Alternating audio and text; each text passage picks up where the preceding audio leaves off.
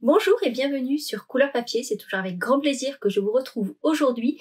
En plus, aujourd'hui, c'est le bloc hop des petits papiers, ce qui veut dire que vous n'allez pas avoir un, mais plus d'une vingtaine de projets sur le thème qui nous réunit aujourd'hui, à savoir l'automne.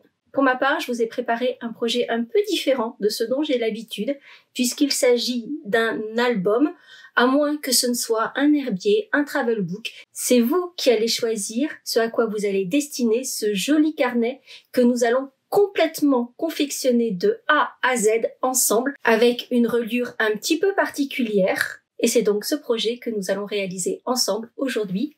On se retrouve tout de suite à mon espace de travail. Avant de rentrer complètement dans le vif du sujet et de vous montrer comment j'ai réalisé mon carnet, je voulais d'abord vous montrer ce que j'aime dans ce type de reliure. D'abord, je trouve que ça a un effet très vintage, que sincèrement j'adore, mais l'autre aspect que j'aime vraiment beaucoup, c'est qu'on a accès à la page complètement. En fait, les pages se mettent complètement à plat. On a accès vraiment à l'intégralité de nos pages. Il n'y a pas de parties ici qui vont se plier au niveau de la charnière, et j'aime beaucoup le fait que l'on puisse atteindre l'intégralité de nos pages. Si on veut s'en servir pour dessiner par exemple, on a vraiment accès à toute la page. Si on a des photos, on va pouvoir les mettre vraiment au bord de la charnière. Donc j'aime vraiment cet aspect, non seulement l'aspect vintage, mais aussi le fait que l'on puisse accéder à l'intégralité de nos pages. Allez, maintenant on passe dans le vif du sujet. Du coup, comme vous pouvez le voir, j'ai enlevé la protection de mon espace de travail parce qu'il va nous falloir faire un peu de découpe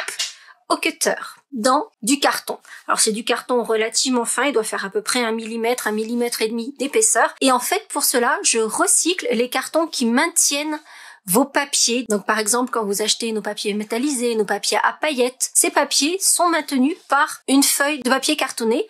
Ne les jetez surtout pas, c'est précieux, on peut l'utiliser dans plein de projets. Donc là, je l'ai déjà coupé en deux, parce que en plus, c'est l'idéal, ces cartons de fond font 12 pouces par 12 pouces. Donc là, j'en ai juste coupé la moitié, à 6 pouces. Vous allez le voir, je vais réaliser ce projet en pouces. Pour moi, c'est beaucoup plus simple, ça va faire des mesures facile à retenir, facile à découper. Cela dit, vous en avez l'habitude, vous trouverez toutes les mesures sur le blog, donc soit en cliquant sur le lien en barre d'infos, soit sur la miniature à la fin de cette vidéo, et vous aurez le récapitulatif des mesures, aussi bien en pouces comme moi je vais le faire, que en système métrique, si vraiment c'est le système qui a votre préférence. Donc on va, ici j'ai déjà coupé en deux, donc à 6 pouces, et on va recouper en deux puisque je sais que mon papier mesure 12 pouces, donc on va le redécouper pour faire deux carrés de 6 pouces par 6 pouces. Pour la découpe dans du carton, forcément c'est plus épais, donc c'est différent de simplement découper dans nos papiers cartonnés de scrap, et j'ai plusieurs conseils à ce propos à partager avec vous. D'abord, on va mesurer pour savoir exactement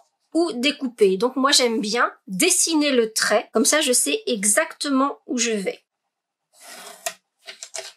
Et c'est là que vient mon premier conseil, une règle T comme on les appelle, qui en plus ici vous le voyez, elle est graduée en centimètres et en pouces. Pour moi, c'est extrêmement pratique, ça permet de bien faire nos angles droits, donc c'est tip top, ça vaut 3 francs 6 sous. Moi, la mienne, je l'ai trouvée sur Amazon, et bien sûr, je vous mettrai le lien dans la liste des courses sur le blog. Donc ça, c'est mon premier conseil. Deuxième conseil, c'est à propos du cutter que vous allez utiliser pour découper votre carton. Donc déjà, choisissez un cutter avec la lame qui est sécurisée. Vous savez, ce style de cutter où il y a une espèce de bout que vous montez et redescendez pour sortir et re-rentrer la lame. Quand on a quelque chose d'épais et qu'on a à tirer sur le cutter, eh bien, la lame peut venir sortir simplement par la force sur le carton. Et ça, c'est super dangereux. Donc, prenez un cutter où la lame soit sécurisée, donc elle est bien vissée, elle ne bouge pas et elle ne risque pas de bouger. Second conseil, qui va peut-être de soi, mais comme souvent, il y a des choses qui vont sans dire, mais c'est mieux en le disant. Prenez une lame neuve ou à minima qui n'est pas 10 000 heures de coupe au compteur pour avoir une jolie coupe qui ne vous fasse pas des effilochures de partout. Ensuite, pour couper votre carton, il vous faut un guide. Et là, c'est très important. D'abord, on ne va pas utiliser une règle en plastique simplement parce que entre votre règle en plastique et votre cutter, ça sera le cutter le plus fort. Ce qui veut dire que non seulement vous allez abîmer votre règle, mais en plus, vous n'aurez pas une découpe bien droite. En conclusion, il vous faut donc une règle métallique. Et une règle qui soit plutôt large et pas toute étroite. et qui fasse au moins la longueur de votre coupe pour pas avoir à la déplacer et vous y reprendre à plusieurs fois pour faire toute votre découpe. Pourquoi je dis qu'il vous faut une règle plutôt large? C'est pour éviter d'y laisser 3 doigts, puisque vous allez devoir maintenir votre règle en place pour faire votre découpe, et au moins sur une règle large, vous avez la place de bien maintenir votre règle et de ne pas prendre le risque qu'un doigt passe sous la lame du cutter. Je préférais que vous gardiez tous vos petits doigts. Si possible, ayez une règle antidérapante, c'est-à-dire qu'il existe des règles qui sont un petit peu plastifiées dessous, ce qui veut dire que votre règle ne va pas bouger. Cela dit, j'ai une petite astuce pour vous. Moi, je vais me servir ici d'une règle spéciale pour faire du cartonnage, puisque j'ai fait beaucoup de cartonnage dans ma vie. Et vous voyez que celle-ci, elle est juste métallique et elle a rien qui va la retenir dessous. Et donc, j'ai juste mis de la pâte à fixe dessous. Je l'ai bien étalée pour que ce soit bien plat. Ce qui veut dire que quand je vais mettre ma règle sur mon projet, je vais pouvoir appuyer pour que ma pâte à fixe tienne. Vous voyez que ça va retenir ma règle en place et donc j'aurai moins à la maintenir avec ma main gauche. Une fois que vous avez bien placé votre règle métallique sur votre projet le long du trait que vous vous êtes dessiné, vous allez pouvoir découper. Et alors là encore, mon conseil, et c'est presque un ordre, c'est-à-dire que vous n'allez pas forcer. Alors mes ongles sont faits donc vous n'allez pas pouvoir le voir, mais lorsque l'on coupe, vos ongles ne doivent pas blanchir. Vous allez juste passer le long de votre règle et vous allez repasser plusieurs fois sans forcer. Donc ce n'est pas une excuse pour les personnes qui manqueraient de force dans les doigts. Vous allez juste passer plusieurs fois et à la fin, si votre lame est bien aiguisée, les 2 morceaux se séparent sans effort. Une fois que l'on a nos 2 carrés de carton de 6 pouces par 6 pouces, il nous faudra également 2 carrés de 7 pouces par 7 pouces dans la couleur que vous aurez choisie pour votre album, herbier ou travel book. Il vous faudra également 2 autres carrés de la même couleur et cela mesure 5 3/4 sur 5 3/4. Les 2 sont identiques. Il vous faudra également des rectangles de papier cartonné. Ici, pour moi, c'est très vanille, pour rester dans cette ambiance automnale, qui mesure 12 pouces par 6 pouces. Donc, ce sont la moitié de nos grandes feuilles de 12 par 12. Et on va faire une ligne de marquage au milieu à 6 pouces. D'ailleurs, c'est un des autres arguments qui me font apprécier ce type de reliure, c'est qu'en fait, vous allez pouvoir choisir exactement le nombre de pages que vous voulez mettre dans votre carnet. Rien ne vous contraint et les mesures seront exactement les mêmes, quel que soit le nombre de pages que vous aurez choisi. Par contre, vous allez faire très attention à ce que vos angles soient bien alignés quand vous allez plier vos pages en 2. Et pour ma part, j'ai choisi d'insérer 16 doubles pages dans mon carnet. Donc là, j'ai fait exactement la même chose, donc vous voyez le volume que ça peut donner. Ça laisse quand même pas mal d'espace pour pouvoir mettre des photos ou installer tout ce que l'on veut à l'intérieur de ce joli carnet. Et je vous le disais, soyez très vigilants au moment de plier les pages de votre carnet. Vous voyez que ça doit être tout bien aligné. Et puis, petit rappel, qui là a vraiment son importance, pour avoir une jolie charnière sur le côté, pliez bien vos pages dans le bon sens du papier. Si vous ne savez pas, si vous avez un doute à savoir dans quel sens plier votre papier, je vous invite à regarder cette vidéo parce que vous pourriez être surpris du sens dans lequel il faut vraiment plier ce papier. On va mettre nos pages de côté pour l'instant puisque l'on va s'occuper dans l'immédiat des 2 couvertures de notre carnet. Pour commencer, on va faire 2 petites choses. La première, c'est que sur les 2 grands carrés, on va tracer des lignes à un demi-pouce sur tout le pourtour. Ça nous servira de guide par la suite. Et sur les 2 petits carrés, on va faire un petit peu de décoration, puisque ces 2 carrés vont nous servir pour l'habillage de la 2e et la 3e de couverture. Donc ça se trouve ici pour faire un joli habillage à l'intérieur. Donc pour tracer les traits, c'est relativement simple. Pour la décoration, je vais faire du tamponnage aléatoire avec mon set de tampons Gorgeous Leaves. Je vais utiliser ces 3 grandes feuilles, les petites taches, mais également ces toutes petites feuilles que je vais rajouter par la suite. Je vais tout tamponner en ton sur ton, donc en macaron à la menthe, sauf pour les petites taches que je vais mettre dans une couleur un petit peu plus foncée. Comme vous pouvez le voir ici, j'ai tamponné en brune dune et j'ai fait mes petites taches en seconde, troisième, voire quatrième génération avec du couleur café. Je viendrai également ancrer le pourtour de mon panneau avec une brosse estompe et ma couleur la plus foncée. Donc pour moi ici, ce sera épinette enivrante.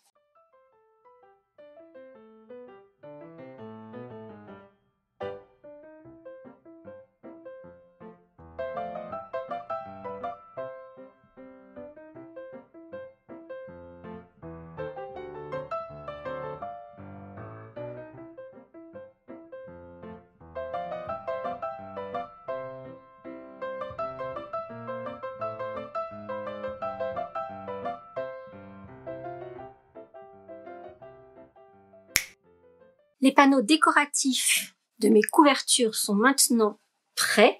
Je ne sais pas si vous avez remarqué, mais pour faire mes traits de repère qui me permettront de bien centrer mes cartons sur mes panneaux décoratifs des couvertures, j'ai pas pris de règles. En fait, je me suis simplement guidée sur mon espace de travail, puisque vous le savez, il est mesuré. Alors celui-ci n'est disponible qu'en pouces, mais celui sans décoration est disponible en pouces et en système métrique selon la face que vous allez utiliser. Et donc en fait, j'ai fait simplement mes petits repères en prenant un demi-pouce de carreau en me guidant sur mon espace de travail. À présent, on va donc habiller ces deux couvertures. Pour cela, il nous faut un pinceau un peu large et plat de préférence. Je trouve que c'est mieux et je vais vous expliquer pour ça dans un instant. De la colle blanche. Moi, je prends celle-ci, la Cléocol de Cléopâtre, que vous trouvez sur Amazon et que je vous mettrai en lien dans la liste des courses. Dans ce cas précis, notre colle multi-usage ne va pas nous être utile parce qu'en fait, on a besoin d'une colle qui va sécher sans laisser de résidus collants. Parce que vous allez voir, il faut vraiment aller sur le bord du papier. Donc, si ça dépasse, il ne faut pas que ce soit collant. C'est pour cela que notre colle multifonction ne va pas nous être utile. Je vais prendre un magazine qui doit partir au recyclage. Je trouve que c'est bien pratique. Ça nous sert pour encoller et on tourne les pages au fur et à mesure pour avoir un nouvel espace d'encollage sans colle. Donc ça, c'est top. Et alors, on va prendre nos cartons et on va encoller, mais vraiment en allant jusque sur les bords. C'est vraiment important si on veut avoir un joli collage.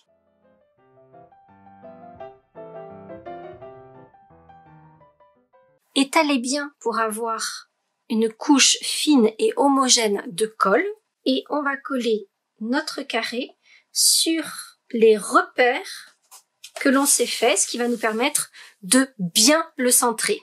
Et on va utiliser notre plioir en partant du centre vers l'extérieur pour chasser les éventuelles petites bulles d'air et avoir un joli collage jusque dans les angles sans aspérité. Ensuite, on va à nouveau se servir de notre espace de travail.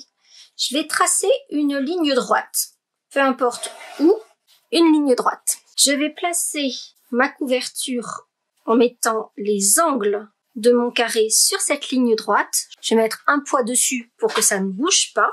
Et je vais tracer un trait droit. Donc là encore, je vais me servir ici de la ligne et je vais tracer un trait. Ce trait doit se trouver en deçà de la pointe de mon carré de carton. Vous voyez ici, j'ai la pointe de mon carton et j'ai un petit espace entre les deux. Cet espace doit être au moins équivalent à l'épaisseur de mon carton.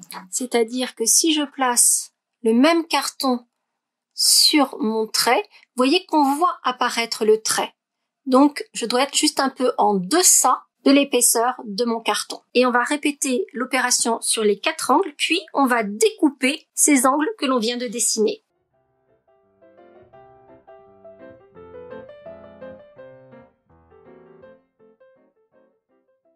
Et bien sûr, on fait ça sur nos 2 couvertures.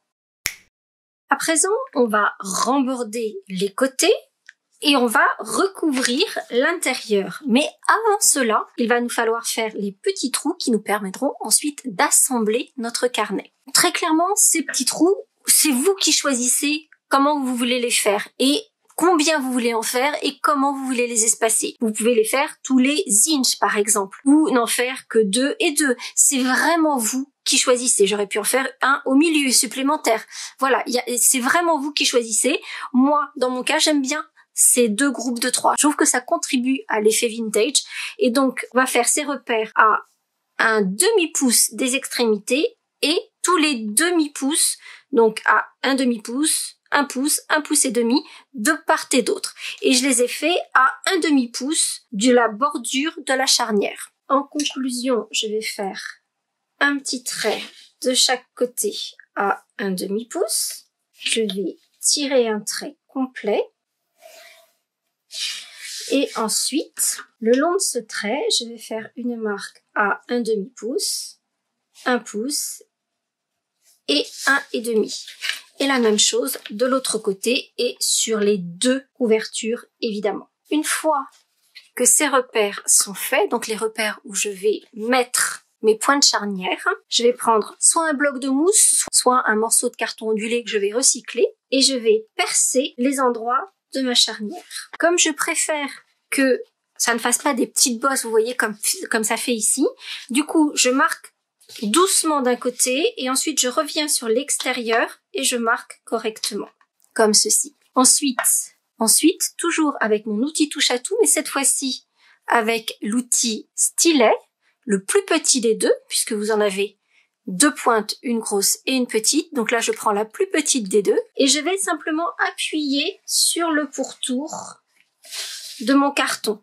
En fait, ça me permettra de casser le papier cartonné et ainsi de pouvoir le remborder plus facilement. Une fois que ceci est fait, on va mettre de la colle bien sur les rembords et bien sur la tranche de notre carton et on va remborder et bien appuyer à l'aide de notre plioir. Et bien sûr, on va faire ça sur les deux morceaux.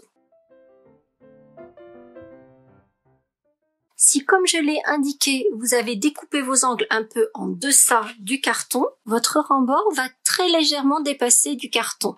Et donc là, soit avec votre ongle, soit avec le plioir, vous allez d'abord casser la partie qui dépasse avant de remborder la suivante.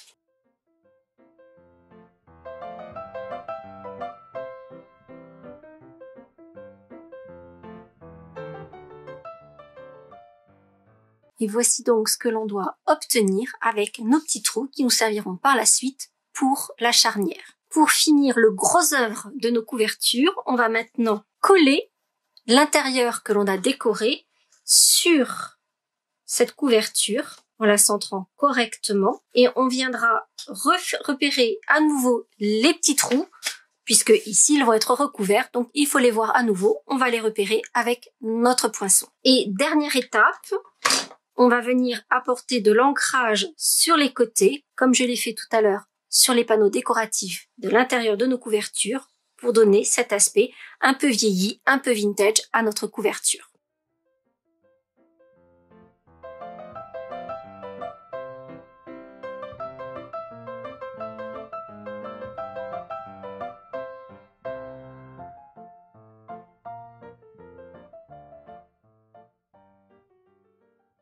On en a fini pour la partie cartonnage proprement dit. À présent, on va passer à la partie décoration de notre couverture de devant. Je vais pas décorer forcément celle de derrière. Si vous en avez envie, allez-y, faites-vous plaisir. Pour cette partie décoration, je vais prendre une des chutes de papier dans lesquelles j'ai découpé mes couvertures. Donc toujours dans du papier ici macaron à la menthe et je vais recouvrir cette chute de papier d'adhésif double face. Je vous ai fait une vidéo à propos de cet adhésif en feuille pour l'utiliser correctement et ne pas en avoir jusqu'au coude lorsque l'on colle parce qu'en fait il y a une fine pellicule de colle entre ces deux feuilles de protection et c'est facile d'en avoir plein les doigts. Donc je vous ai fait une vidéo à ce propos, je vous la remets juste ici. Et dans cette feuille ainsi recouverte d'adhésif double face, on va découper ces jolies feuilles tout en dentelle. Et donc j'ai choisi la grande feuille d'érable, cette feuille-ci et cette feuille-là. Et en fait on va utiliser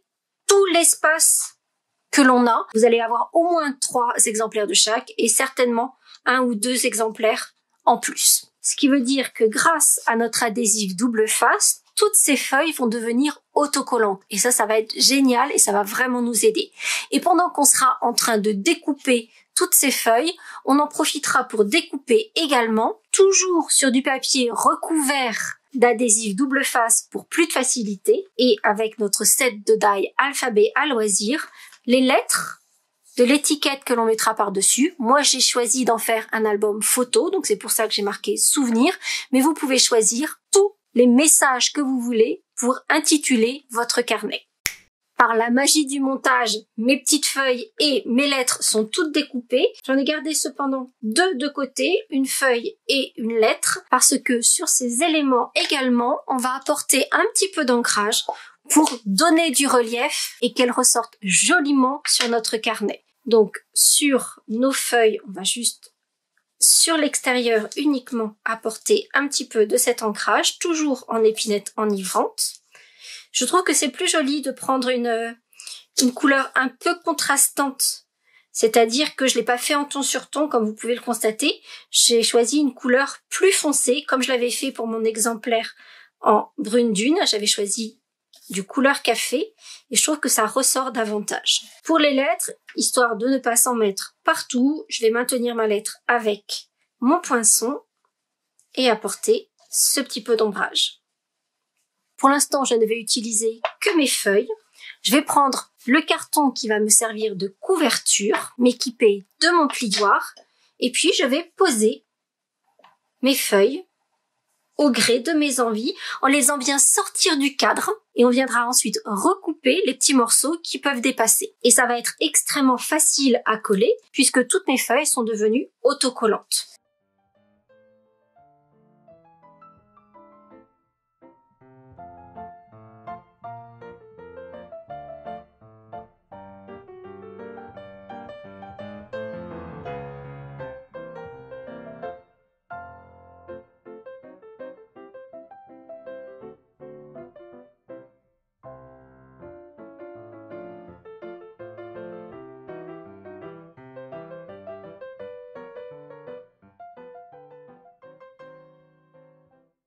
Et pour faire un joli raccord, j'ai donc passé un peu d'encre sur le pourtour pour que la bordure de mes feuilles que j'ai redécoupées soit elle aussi ancrée et fasse ce joli dégradé, cet effet vintage. Histoire que ce soit un peu plus agréable, je repars sur un espace de travail tout propre et on peut poursuivre. Parce qu'on arrive à la partie qui, pour moi, je vous l'avoue, a été extrêmement satisfaisante puisqu'il va s'agir de l'assemblage et de la construction de cette charnière, qui en fait est cousue. Ce qui veut dire que dans un premier temps, je vais placer toutes mes feuilles bien alignées. Là encore, je vais m'aider du quadrillage de mon espace de travail et j'ai fait des petits repères sur mon espace de travail à 1/2 pouce, 1 pouce et 1 pouce et demi à partir du haut et à partir du bas. Et ici, en prenant pour guide ces repères, je vais tracer des lignes droites à la verticale sur l'intégralité de toutes mes feuilles pour obtenir quelque chose qui ressemble à ça. Et puis je vais reprendre mon carré de mousse, mon poinçon de mon outil touche à tout et en me guidant sur ces points, je vais tous les marquer d'un petit trou. Donc vous voyez, mes petits trous se trouvent exactement sur les repères que j'avais faits. Et je dois faire ça sur l'intégralité des pages de mon carnet.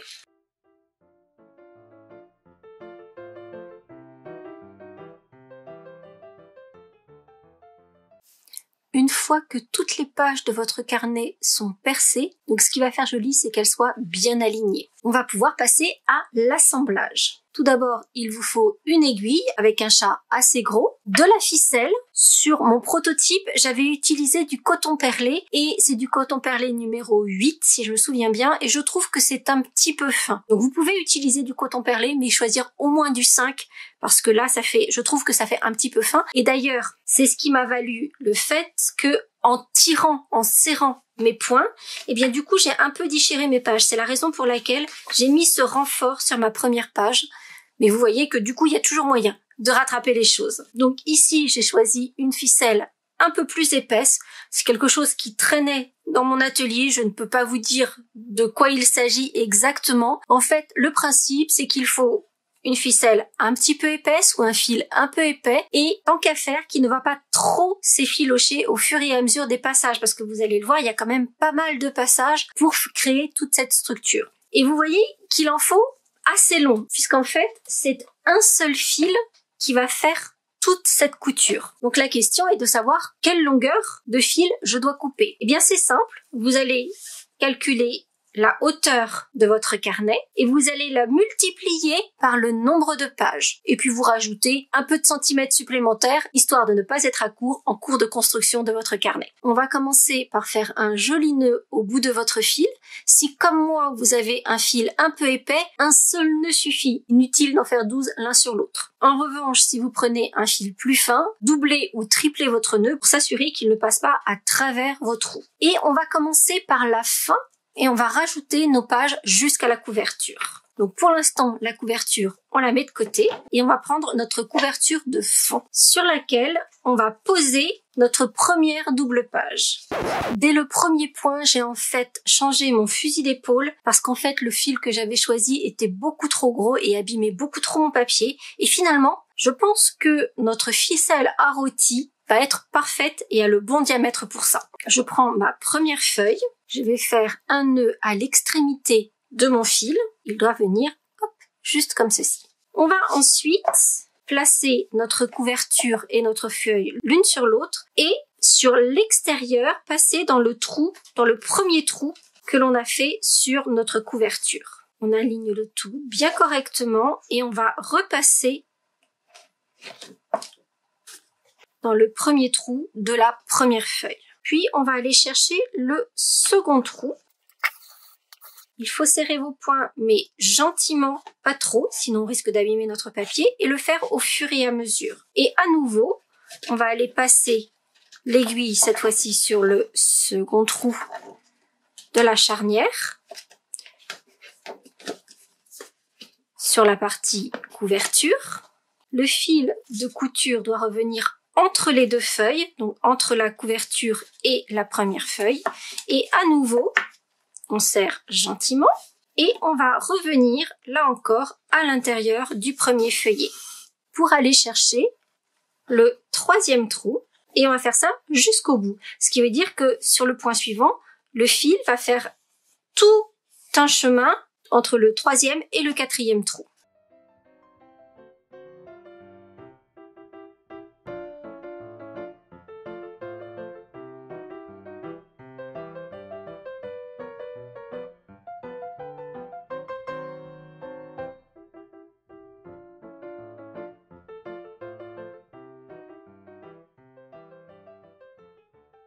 Alors, vous avez vu, j'ai mis en fait une boîte sur mon espace de travail parce qu'en fait, je trouve que c'est beaucoup plus simple de travailler en bordure de table. Sauf que si je me mets en bordure de ma table, vous allez plus voir ce qui se passe. Donc, c'est pour ça que j'ai mis une boîte par-dessus. Comme ça fait comme si vous étiez vous sur la bordure de votre table. Donc, une fois qu'on arrive à l'extrémité du carnet, là, je ne suis pas encore repassée à l'intérieur du feuillet. Simplement parce que je vais passer à l'intérieur du prochain feuillet. Donc là, vous voyez, hop, on va passer à l'intérieur. Mon appareil photo a coupé, donc je ne sais pas à quel moment, mais en tout cas, je vous remontre. Donc, on sort à l'extérieur, on prend la feuille en cours et la feuille précédente, on passe à l'intérieur du carnet sur la droite du point, et on ressort à l'extérieur sur la gauche du point. Et une fois qu'on a fait ce point, on serre bien à chaque fois. Et une fois qu'on a formé ce point, on va re-rentrer à l'intérieur pour aller chercher le point suivant. Je vous réexplique avec un autre angle de vue. On se trouve donc sur l'extérieur du carnet et on va re-rentrer à l'intérieur du feuillet en piquant dans le trou que l'on a formé dans nos feuillets. On va ensuite repiquer de l'intérieur vers l'extérieur en allant chercher le trou suivant dans le feuillet, pour ramener notre aiguille sur l'extérieur. Et là, en prenant le feuillet en cours et le feuillet précédent, on va faire une boucle autour de la couture de charnière. On va donc passer son aiguille à l'intérieur entre les deux feuillets et la faire revenir sur l'extérieur.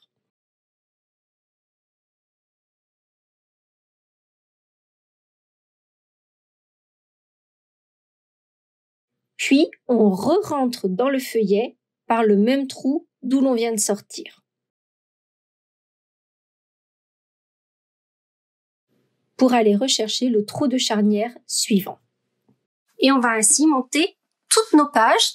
Je vous retrouve quand il sera temps d'assembler la page de couverture. Une fois que l'on a assemblé toutes nos pages moins une, il va être maintenant temps d'assembler la dernière page et la page de couverture en même temps. Parce que vous vous rendez bien compte que la couverture, on ne peut pas passer à l'intérieur. Donc, on va assembler ces deux éléments de façon concomitante. Donc, je viens de faire mon dernier point ici sur la droite. On va alors passer notre aiguille dans la couverture et ramener le fil sur la tranche. On va faire le petit nœud qui nous permet de tout assembler. Donc, en prenant le feuillet suivant. Et on va passer à l'intérieur du dernier feuillet. Donc on s'assure que tout est bien serré à ce stade-là. On ouvre le feuillet et on passe son aiguille à l'intérieur. Et on prend soin que tout soit bien aligné. Ensuite, on va procéder en deux temps. On va aller chercher le point suivant. On s'assure que tout est bien aligné. On fait attention à ne pas trop tirer pour serrer et ne pas faire la même bêtise que moi, puisque comme vous pouvez le voir, j'ai dû faire une petite rustine supplémentaire. Donc on s'assure que tout est bien aligné. Et on va commencer par faire le petit point, le petit nœud d'assemblage sous l'avant-dernier feuillet. On va ensuite aller chercher la couverture. Et cette fois-ci, on va refaire ce nœud d'assemblage, mais sous le dernier feuillet. Puis, on repasse à l'intérieur du feuillet par le petit trou. Et on va chercher le trou suivant pour répéter exactement la même opération.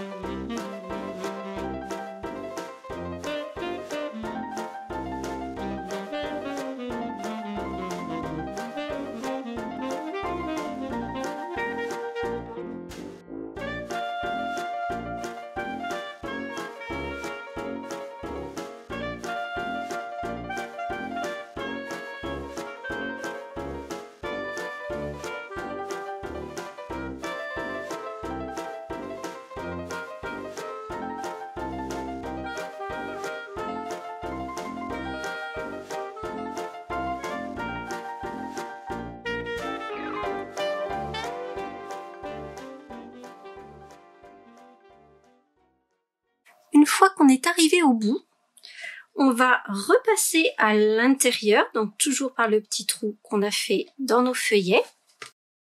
Et on va terminer de nouer en faisant un petit nœud bien plat. Donc pour faire le nœud plat, eh bien contre notre feuillet, on va mettre notre aiguille dans la boucle du nœud pour accompagner le serrage. Moi j'aime bien en faire un petit deuxième.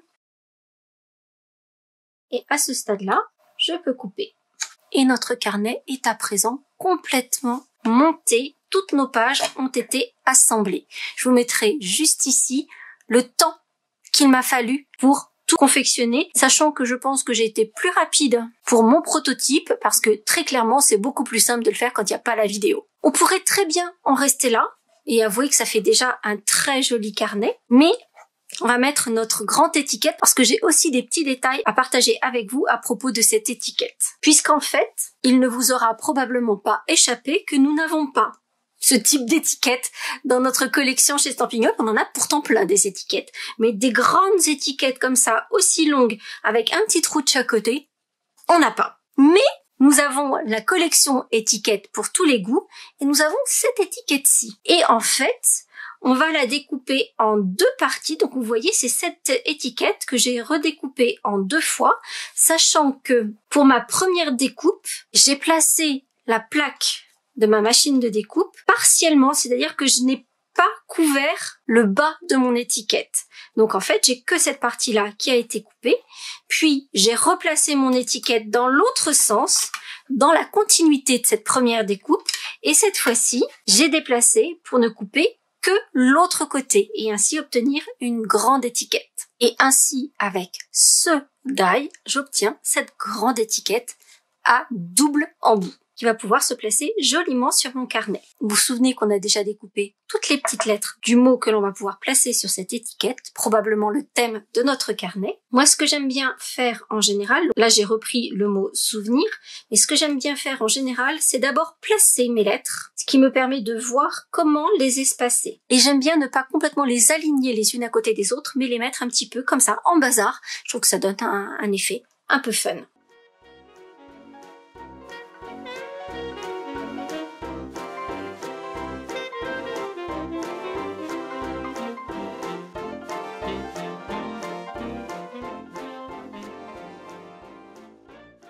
Une fois que toutes mes lettres sont placées, on va d'abord mettre des petits rubans. Dans ces petits trous, ils sont pas là pour n'importe quoi. Donc on va mettre des petits rubans et je vais utiliser mon galon blanc plissé. C'est un galon que j'adore. D'abord parce que j'aime bien son effet soie, qui est très soyeux. On a vraiment l'impression que c'est de la soie. Un peu plissé. Donc ça, j'aime bien aussi.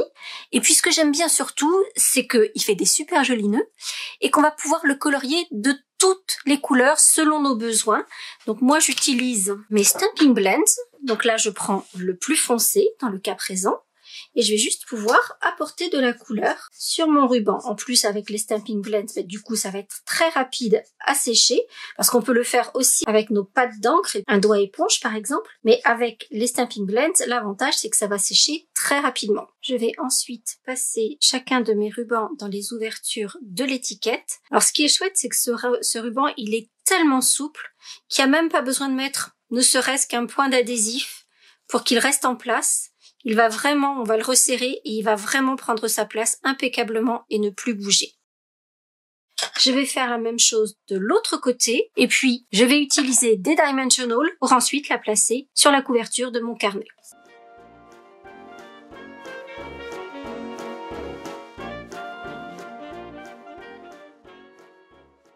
Vous avez vu comme mon ruban s'assortit parfaitement à mon carnet? Je trouve que c'est la classe quand même. Mais c'est pas fini, il nous reste juste un dernier petit détail. Je suis sûre, parce que je sais que vous avez l'œil, que vous avez repéré les petites gouttes de rosée que j'ai ajoutées sur mon carnet en couleur brune dune. Et il y a même des petites touches pailletées à l'intérieur de ces gouttes de rosée. Eh bien, pour faire ces gouttes de rosée, j'ai utilisé exactement le même produit que celui utilisé lors de ma dernière vidéo de dimanche, où j'avais fait mes citrouilles, mes petites chauves-souris, etc. avec cet aspect glossy et pailleté. Donc ça se présente comme ceci, un peu comme un crayon. Donc on va faire doucement déjà descendre la matière juste à l'extrémité du crayon. Et ensuite on va faire nos petites bulles. Alors pour faire ces petites bulles, ces petites gouttes de rosée, il faut y aller délicatement et patiemment.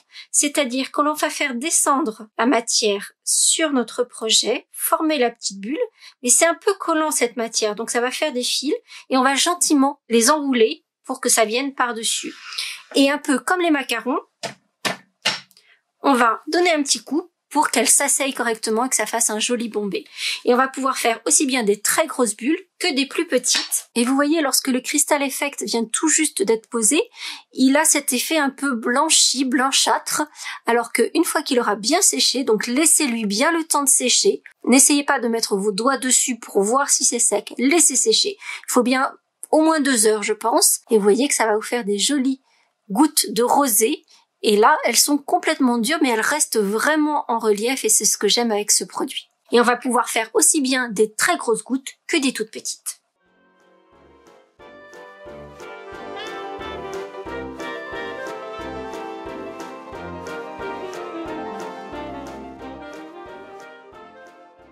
Maintenant, mon carnet est fini.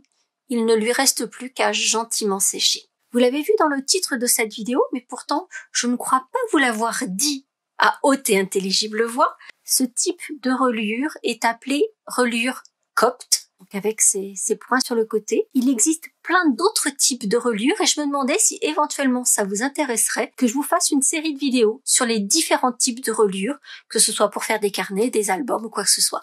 Dites-moi ça en commentaire, ça m'intéresse. Vous l'aurez compris, ce carnet, on peut le décliner de 1001 façons une fois qu'on a la technique d'assemblage. On peut en faire effectivement des carnets sur l'automne, mais sur toute autre circonstance. Je trouve aussi que c'est un très joli cadeau à offrir, peut-être à préparer pour Noël, sur le thème et la couleur favorite de la personne à qui vous allez destiner ce joli carnet. Il ne vous reste plus qu'à aller visiter les blogs des petits papiers. Donc cliquez sur le lien en barre d'infos ou sur la miniature de ce projet à la fin de la vidéo et vous allez pouvoir trouver sur mon blog les petits boutons suivants et précédents pour sauter de blog en blog et aller faire le plein d'inspiration autour de l'automne.